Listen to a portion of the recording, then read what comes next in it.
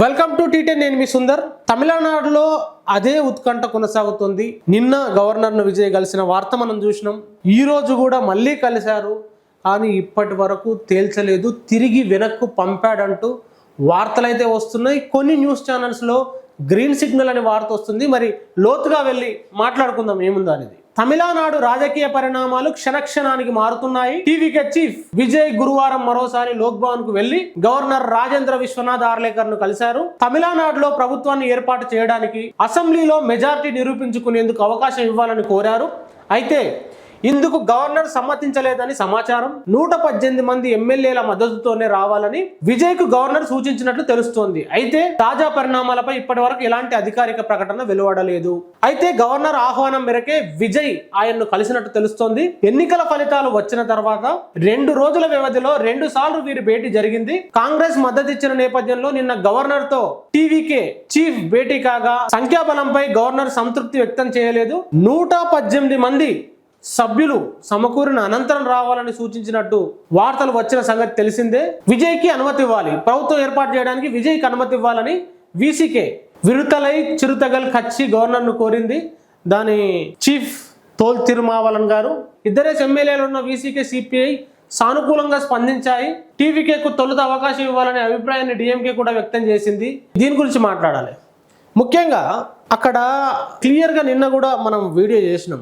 భారత రాజ్యాంగం ప్రకారం పార్లమెంటరీ ప్రొసీడింగ్స్ ప్రకారమే అతిపెద్ద పార్టీని పిలవాలి గవర్నర్, లేదు అతిపెద్ద పార్టీ పోయినప్పుడు ఆహ్వానించాలి. ఇప్పుడు విజయ్ కాకుండా ఇంకెవ్వరు అలాంటి ప్రయత్నాలు చేస్తున్నట్టయితే అధికారికంగా వార్తలు ఏమొస్తలేవు.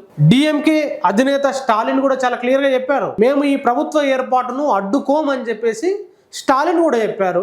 సిపిఐ వీసీకే అఫీషియల్ గా ఈరోజు మద్దతు ప్రకటించాయి విజయ్కి. మరి ఇంకేం సమస్య ఉంది గవర్నర్ కి అంటే, ముఖ్యంగా కొన్ని మీడియా ఛానల్లో, వాళ్ళ చెప్పు చేతులలో ఉన్న మీడియా ఛానల్లో విజయ్ ఏడీఎంకేతో కలిసి వెళ్తేనే ఎక్కువ రోజులు కొనసాగుతాడు అనే పేరుతోటి చాలా వార్తలు వండి వారిస్తుర్రు. అంటే మీరేం చేయాలనో బలవంతంగా ఆయనను ఒత్తిడి చేస్తుర్రా విజయ్ని. నిన్న సడన్ గా విజయ్కి ఇచ్చిన సీఎం కాన్వాయ్ను కూడా వెంటనే నిన్న సాయంత్రాన్ని ఉపసంహరించుకుర్రు. మొత్తంగా భయపెట్టో భంగపెట్టో ఏడీఎంకే తోటి ఎన్డీఏ కూటమితోటి ప్రభుత్వాన్ని ఏర్పాటు చేసేందుకు ఒత్తిడి ఏమైనా తీసుకొస్తుర్రా అనే అనుమానాలు అయితే కలుగుతున్నాయి.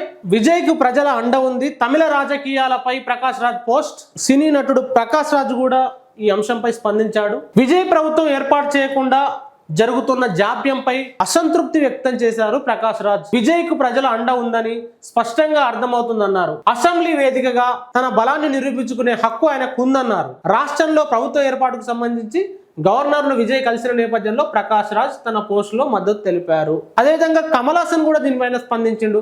ప్రజా తీర్పును అగౌరవపరచడమే కమల్ హాసన్. ఎన్నికల ఫలితాల అనంతరం తమిళనాడులో జరుగుతున్న పరిణామాలపై కమల్ హాసన్ స్పందించారు. టీవీకే పార్టీ 108 స్థానాల్లో గెలిచినప్పటికీ ఇప్పటి వరకు ప్రభుత్వ ఏర్పాటు దిశగా అడుగులు పడకపోవడం ప్రజా తీర్పును అగౌరవపరచడమే అన్నారు.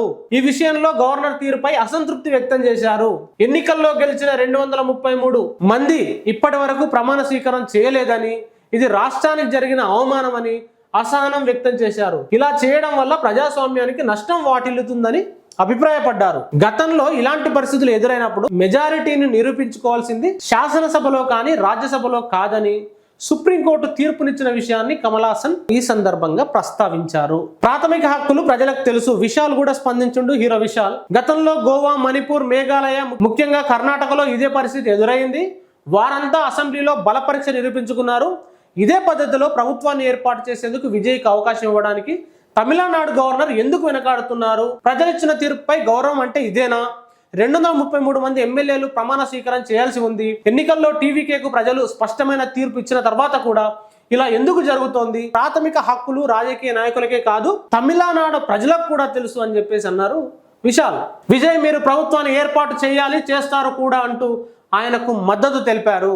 ఒక ఓటరుగా తాను ఇదే కోరుకున్నట్టు విశాల్ చెప్పాడు. సో మొత్తంగా అటు ప్రకాష్ రాజ్ కానీ, కమల్ హాసన్ కానీ, లేదు డిఎంకే అధినేత ఎంకే స్టాలిన్ కానీ, ఇప్పుడు టీవీకే తర్వాత డిఎంకే ఉంది, స్టాలిన్ కూడా విజయ్ ప్రభుత్వం ఏర్పాటు చేయడాన్ని మేము అడ్డుకోమని చెప్పేసి ప్రకటించిండు. మరి ఇంకేం సమస్య వస్తుంది ఈ గవర్నర్కి? గవర్నర్ ఉన్నది రాజ్యాంగం ప్రకారం నడుచుకోవడానికి, రాజ్యాంగం ప్రకారం విధులు నిర్వర్తించడానికి. అతిపెద్ద పార్టీగా ఉన్న టీవీకేను ఆహ్వానించి వెంటనే ప్రమాణ స్వీకారం ఈరోజు ప్లాన్ చేసుకున్నారు. ఇప్పటి వరకు కూడా ఇంకా ఇబ్బందులు పెడుతున్న పరిస్థితి.